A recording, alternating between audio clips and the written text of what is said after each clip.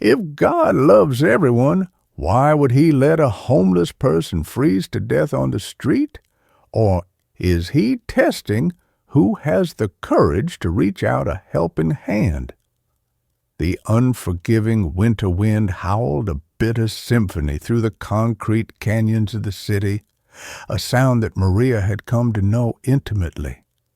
It bitted her threadbare coat, seeped into her bones, and was a constant cruel reminder of her place in the world.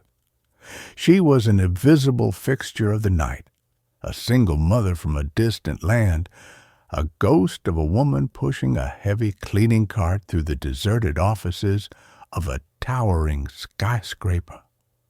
Her son, Lucas, was a feverish whisper on her lips, a constant ache in her heart. He was only 5, and his cough had settled into a persistent, rattling torment. Without health insurance, a doctor's visit was a fantasy, a luxury she couldn't afford even in her wildest dreams. The fluorescent lights of the deserted offices cast a cold, sterile glow on her, illuminating the tired lines etched around her eyes. Her boss, a scowling man named Mr. Henderson, would stalk the halls, his polished shoes clicking an arrogant rhythm behind her. He treated her not as a human, but as a flaw to be corrected, a stain on the perfect, pristine marble floors. Her colleagues, mostly locals, saw her as a threat, a silent competitor, and their whispers and snide remarks followed her like a shadow. "The foreigner works for cheap," one of them had sneered just last week, a comment that stung more than any reprimand from Henderson.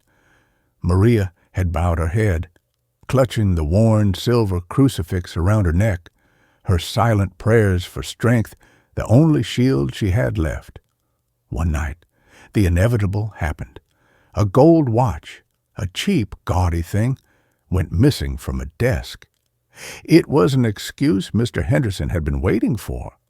He cornered her in the supply closet, his face a mask of feigned disgust. "I saw you near the desk, Maria. Don't play dumb. The watch is gone. You're fired. Get out, and don't bother coming back." His words were daggers, each one twisting in the wound of her despair. Tears she had held back for months finally fell, silent and scalding. She pleaded. She explained. She swore on her son's life she had taken nothing, but her words were air, swallowed by his contempt. "I have nothing, Mr. Henderson, nothing. My son, he is sick." Her voice cracked, but he simply turned his back on her, a dismissive wave of his hand ending the conversation. He slammed the door shut, leaving her in a dark, suffocating space.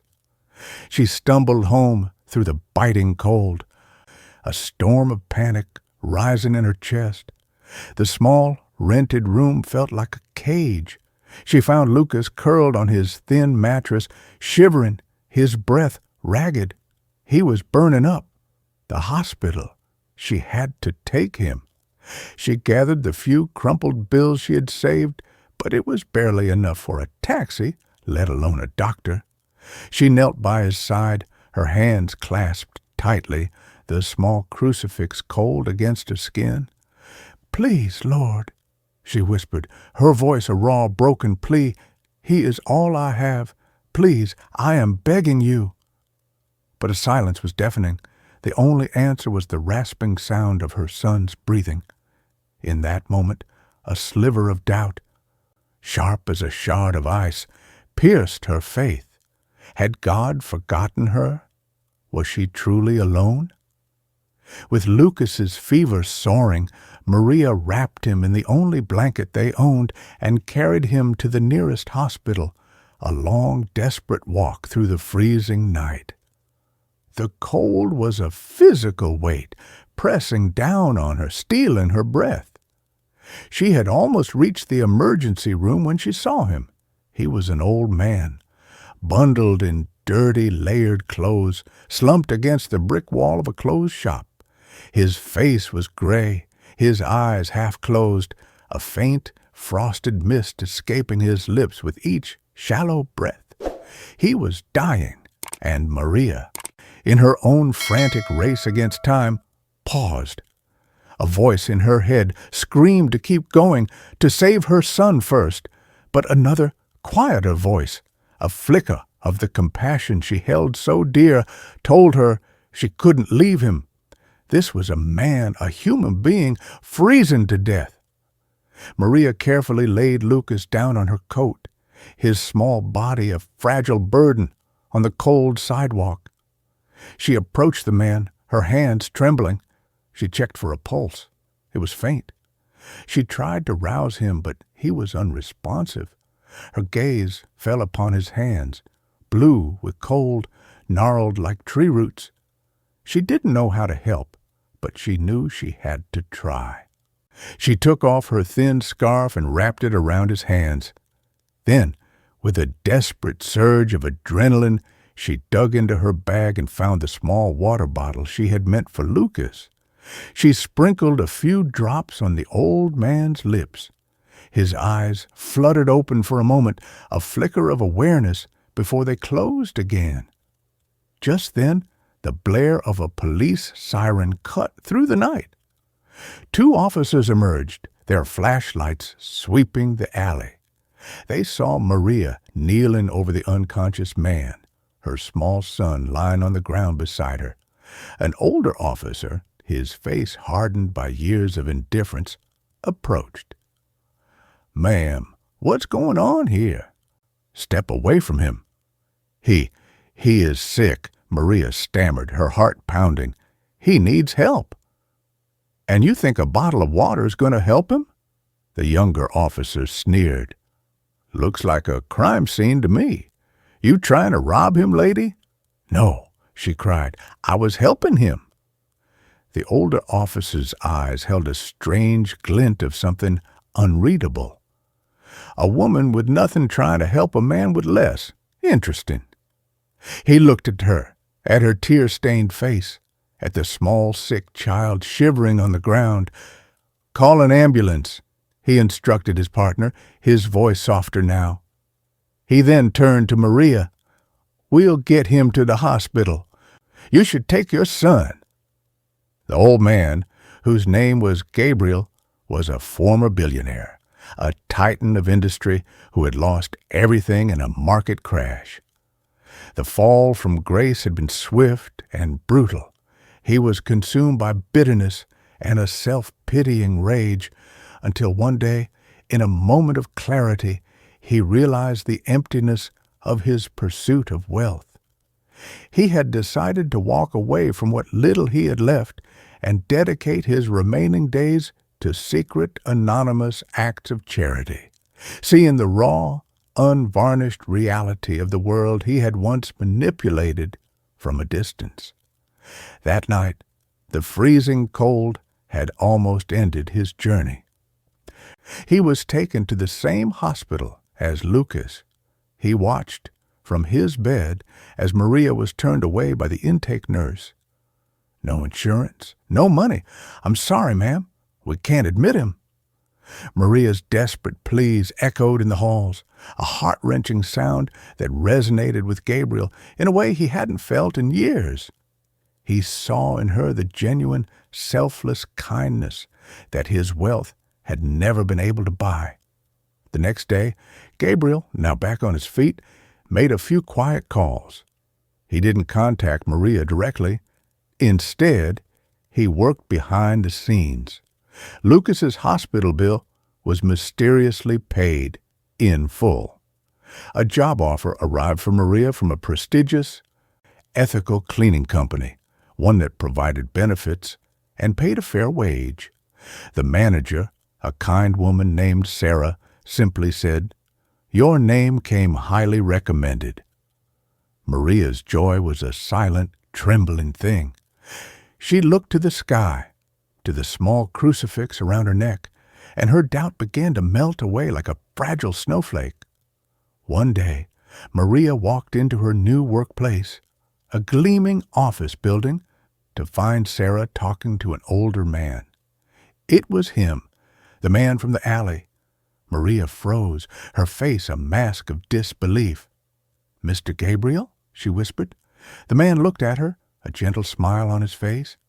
"Hello, Maria?" And then the phone call. It was Mr. Henderson. He had heard about her new high-paying job. Fueled by a petty rage, he had contacted her new employer, fabricating a more elaborate story of her alleged theft, complete with false witnesses. Sarah, though initially hesitant to believe him, had set up a meeting to confront Maria. The accusations, cruelly detailed and seemingly credible, hung in the air. Maria felt a familiar sinking feeling. The darkness was back. "I have witnesses, Maria," Mr. Henderson sneered, his voice dripping with condescension as he pointed to two of her former colleagues. "They saw you. It's an open and shut case. You're a thief, and you always will be. It's in your blood." Gabriel, who had been listening from the corner of the room, stepped forward. His presence commanded an unspoken authority. "I beg to differ," he said, his voice calm, but with an undercurrent of steel. "I am a witness too, Mr. Henderson. The night of the alleged theft, I was in that building. I saw you put that watch in your pocket. I saw you confront Maria, and I have security footage." Henderson's face went white. The two colleagues, caught in the lie, stammered and looked at their feet. Gabriel hadn't just helped Maria. He had been quietly working to get justice for her, using his old connections to retrieve the footage and information. "You're a fraud," Henderson spat, turning on Gabriel. "A homeless man trying to tell a story?" "I am an eyewitness," Gabriel replied, his gaze unwavering, "and the footage confirms it. I am also the chairman of the board for this cleaning company, a position I have kept in private for years, and I am the one who hired Maria. You, Mr. Henderson, are finished." The confrontation was over. Henderson stormed out, his face a contorted mask of defeat. Maria stood there, stunned. It was all a little too much, a little too fast. The truth, the sudden reversal of fortune, felt unreal. Gabriel had saved her, but she was overwhelmed by the magnitude of his help. She looked at him, tears welling in her eyes. "Why?" she whispered. "Why did you do this for me?" He smiled, a gentle, understanding smile. "You were the only person who stopped to help me when I was alone and dying in the cold. You gave me your last drops of water. You gave me what you had when you had nothing. Your heart. It is a rare and precious thing, Maria. God didn't send me to save you. He sent me to be saved by you." In the months that followed, Maria's life transformed. She used her new earnings to get her son the medical care he needed, and he flourished. But the money, the stability, it didn't make her forget. It reminded her of the cold, of the hunger, of the desperation. The memory of that night, of the test of her own humanity, was a constant guide. She opened a small restaurant, a humble place with a big heart. The first people she hired were the men and women who lived on the streets, those whom society had cast aside. She saw in their tired eyes the same hunger she had once felt, the same need for a second chance. She didn't just give them a job. She gave them dignity, respect, and a purpose. The restaurant was always filled with warmth and the smell of good food, a beacon of hope in a city that often felt cold and indifferent. A year later, on a bitter winter evening, Maria, a healthy Lucas and a much cleaner, happier Gabriel, stood inside a small community church. The place was filled with the aroma of hot soup and fresh bread. A long line of homeless men and women, stretched from the kitchen door, their faces etched with the cold and the weight of their lives, but with a flicker of hope in their eyes. They were serving them.